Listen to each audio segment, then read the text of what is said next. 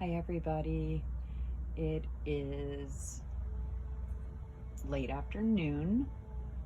The sun is starting to go down. We have some beautiful late afternoon sunshine in the yard right now. Look at that. Oh my gosh, it's so pretty. I love being outside this time of day. This is my favorite time, even in the heat of the summer. I just love being outside at the, when the sun is at this particular peak. So there's Milo having a nice lick on his considerable belly.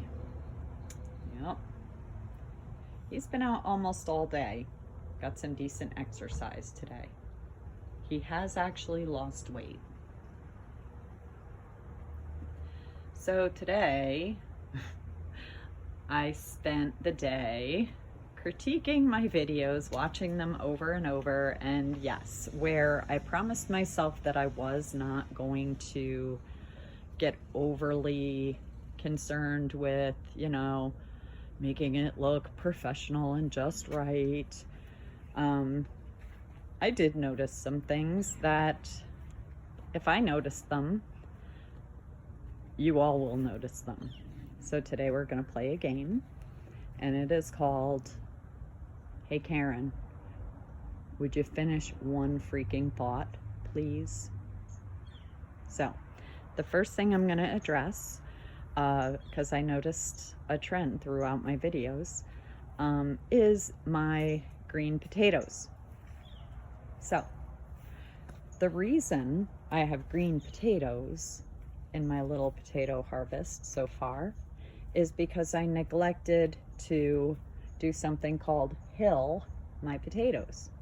So as potatoes start growing, you notice that the soil starts to pop up a little bit and crack around them. So that's when you want to grab a bunch of soil and pile it loosely on top of those little hills, so that your potatoes don't pop up their little heads like mine did and become exposed to the sun and be robbed of nutrients and susceptible to pests and all that stuff. Now,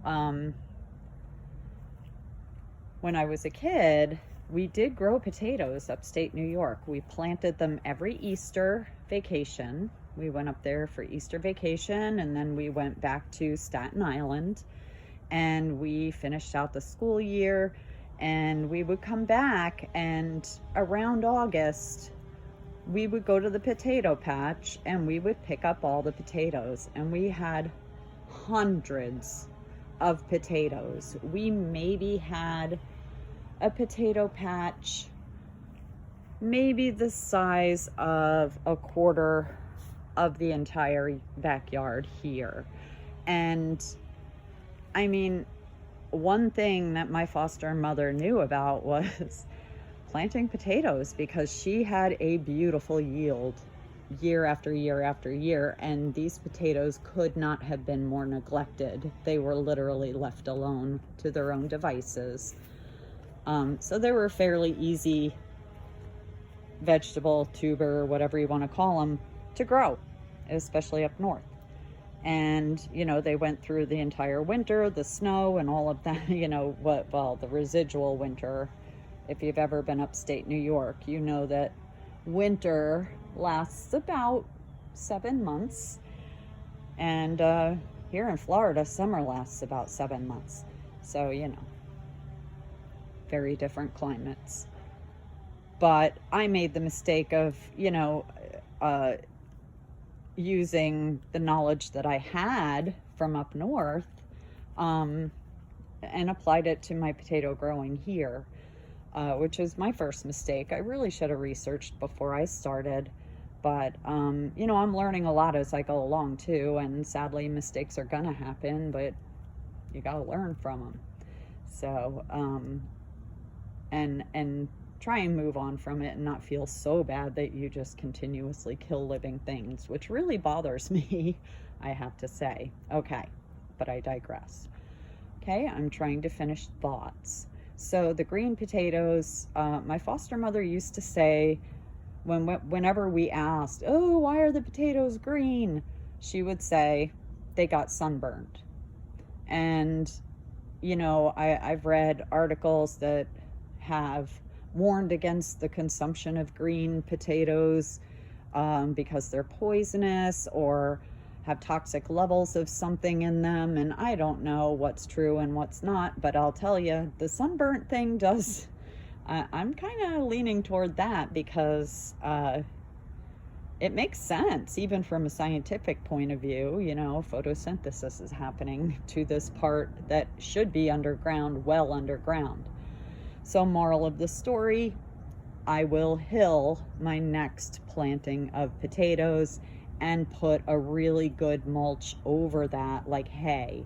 I don't clearly, I don't have enough grass clippings to save to use as a decent mulch, but my younger daughter rides horses and she could possibly get her hands on a bale of hay for me, which I think that's what I'm gonna do. I'm gonna ask her to source me a bale of hay so that I can have some decent mulch for my potatoes and also for my onions and shallots, because they don't like naked soil either, and you know, they need to retain some decent moisture, not be soggy, of course. You don't want to rot your onions, but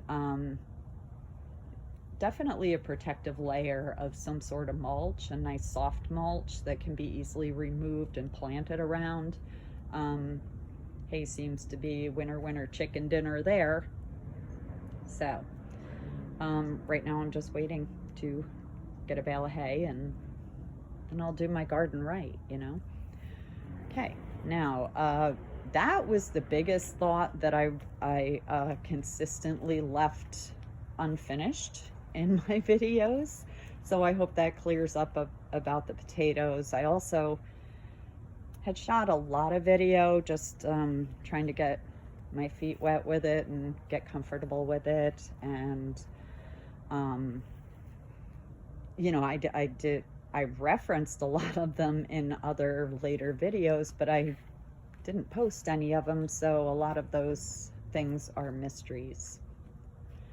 Okay, if you guys can think of any other thoughts that I left unfinished and you have a